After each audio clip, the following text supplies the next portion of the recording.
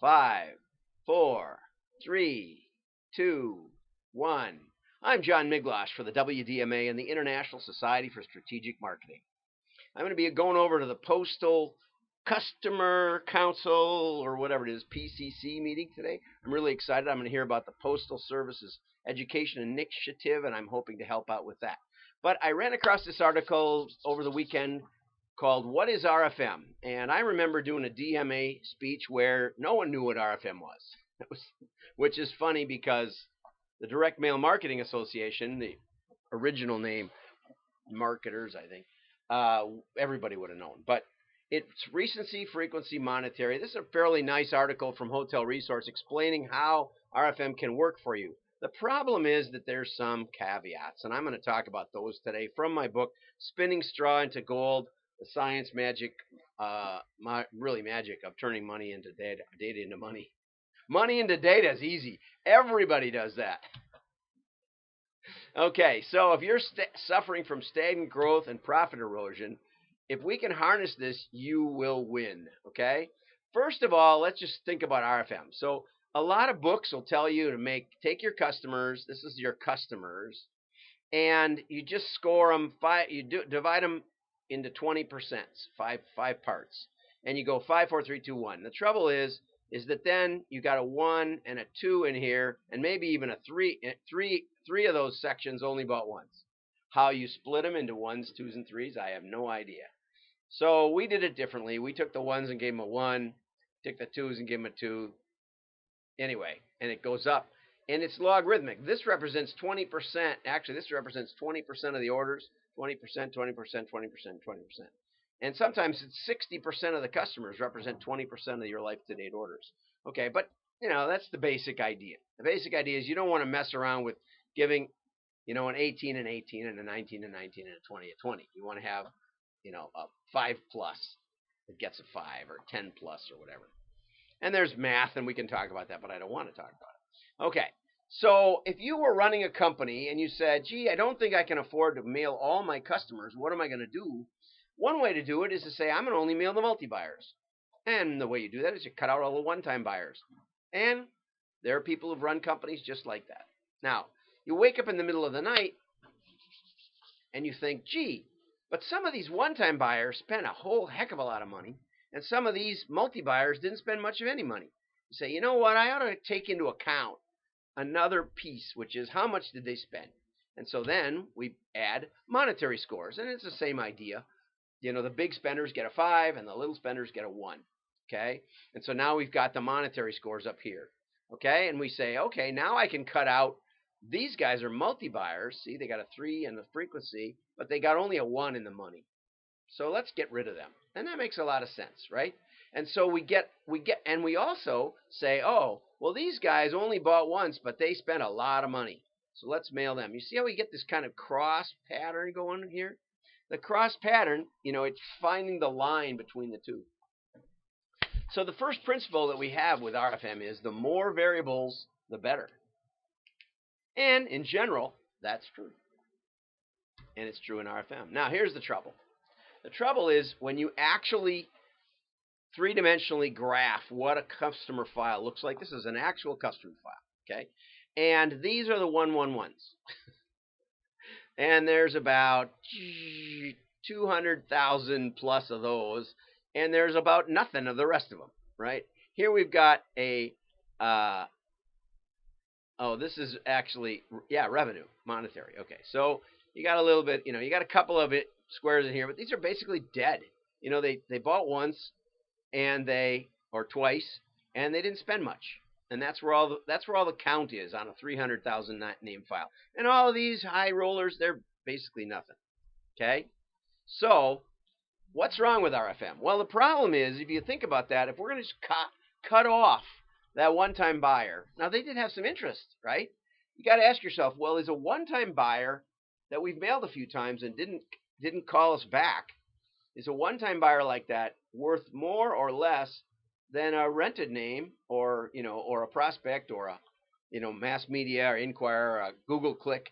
Is it worth more than that because they've shown interest, but they haven't done anything for a while? Maybe we should maybe we should just write them off. Well, or maybe not. It's hard to say. It's not that hard to say, actually. You got to understand that most of your data is worthless. You got to do stuff. We're going to have to create some more variables. That's what we're going to do. We're going to take those. We're going to take this straw and we're going to distill it down to gold. And we do that by building variables. And variables are our lens of observation of our customers. Okay, makes sense. And so, and if we only got a one-time buyer, that's all we know. One of the things we know is what kind of neighborhood do they live in. So we can take their postal code and we can say, well, is it high or low income? And sometimes low income works. For Cabela's fishing, we did much better in the low income neighborhoods than we did in the really high neighborhoods. Education. We did better in the low education. But we did, usually it was lower density population, just to say, okay, for fishing on the back of an envelope. Okay, you can also do some behavior. You can expand the RFM and you can say, well, when's the last time they bought hunting? Or when's the last time they bought fishing? Or maybe they never bought fishing. Do they have any frequency in hunting? Do they have any frequency? How much do they spend? In Cabela's, when we got there, they had a little flag that said hunting, fishing. You could have all the flags filled in, or you could have just one of the flags filled in. We found that 10% of them were off, where they hadn't really bought hunting, but they had the flag checked, or they had bought hunting and didn't have the flag checked. Okay, and so that's another thing you can do. Some people call that RFMP, but we do full little RFMs for all of those things. Okay, the more variables, the better. But the trouble is, once you have a lot of variables, your mind can only handle about 6. You can do regression algorithms for about 10. You can do more, but it starts to get really stupid. And so if you have more than that, you need something really a lot more sophisticated. And that's where people decide to give up. And I don't blame them. Okay?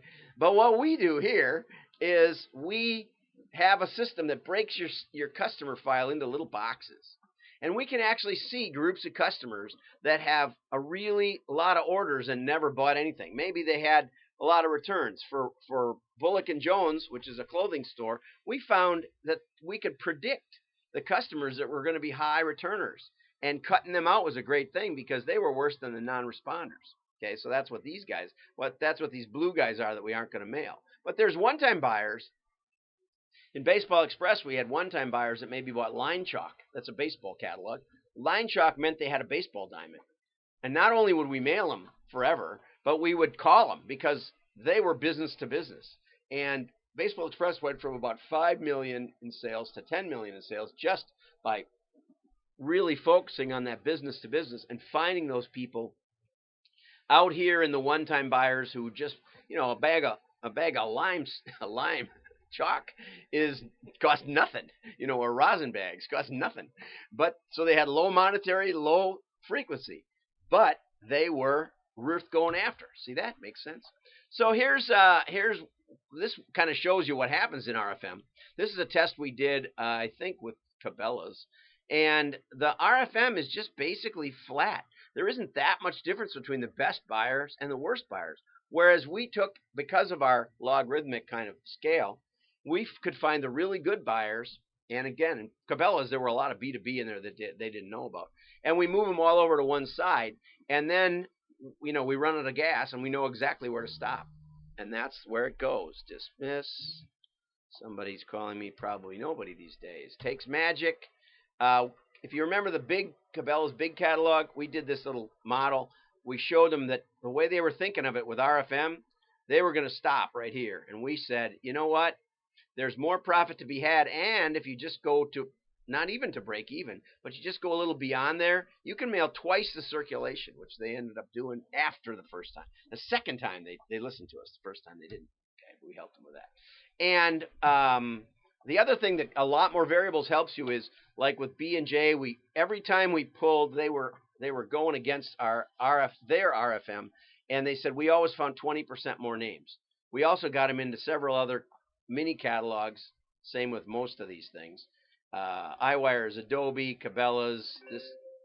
It's time to end. Time to go. Here's some pictures of our pretty catalogs. Be sure to hit like and share if you see this thing, and tell your friends about it. It's a lot of fun. Like and share. And it's also available on Kindle and on in paperback, Spinning Straw into Gold. I'm John Miglosh. Have a great day. Oops, I always hit that one first. I'm so